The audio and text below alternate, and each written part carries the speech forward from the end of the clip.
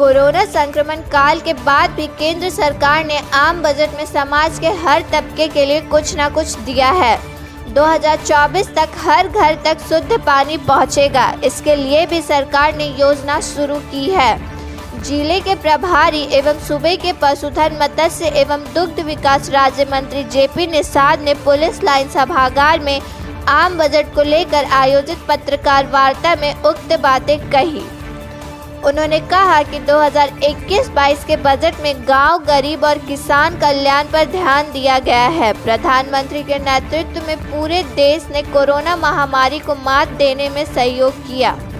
आत्मनिर्भर स्वस्थ भारत योजना से करीब 75,000 गाँव को वेलनेस सेंटर्स की मदद मिलेगी। 602 जिलों में क्रिटिकल केयर हॉस्पिटल शुरू होने से ग्रामीणों को स्वास्थ्य सुविधाएं बढ़ेगी। सरकार ने रोजगार, शिक्षा, स्वास्थ्य और रेलवे के क्षेत्र में अधिक बजट आवंटित किया। आम बजट में प्रदेश को भी काफी कुछ मिला। SC/ST बाहुल्य इलाकों में एकलव्य विद्यालय खुलेंगे। साथ ही जल जीवन मिशन योजना से हर घर तक शुद्ध पानी पहुंचाया जाएगा। किसानों के हित पर सरकार ने विशेष ध्यान दिया है। कोरोना संक्रमण काल के दौरान जनधन खाता धारकों, पेंशन धारकों को 7 से 8 माह तक अतिरिक्त धनराशि दी गई। इस मौके पर जिला अध्यक्ष विनय श्रीवास्तव, पूर्व जिला अध्यक्ष हौसिला पाठक, मदन बिंद, चेयरमैन भदोही अशोक जायसवाल आदि मौजूद रहे।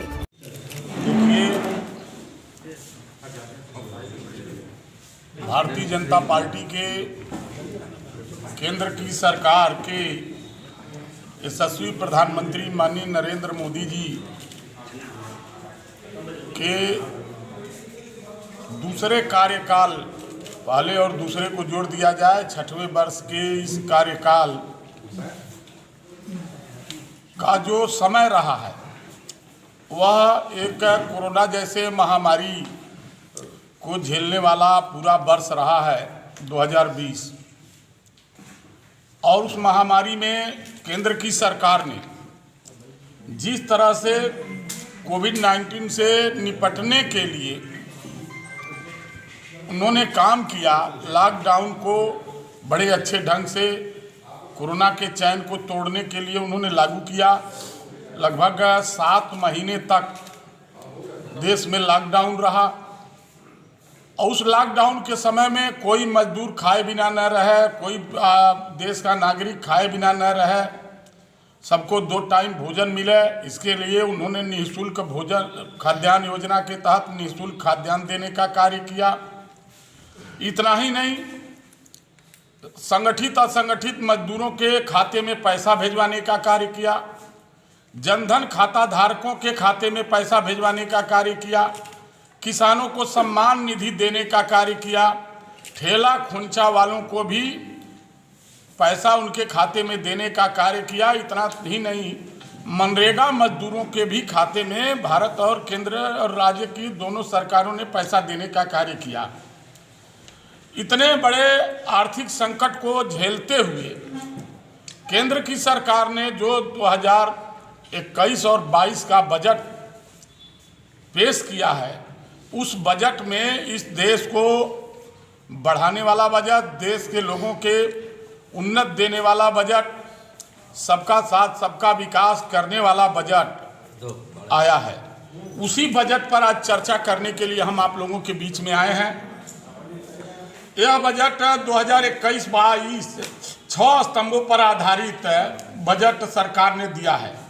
इसमें हेल्थ एंड वेलबींग, फिर उसके बाद वित्तीय पूंजी, समावेशी विकास, मानव पूंजी, इनोवेशन एंड R&D और नियम इन्वेंस शामिल है, जो संपूर्ण भारत के हर क्षेत्र को विकास पर आधारित है।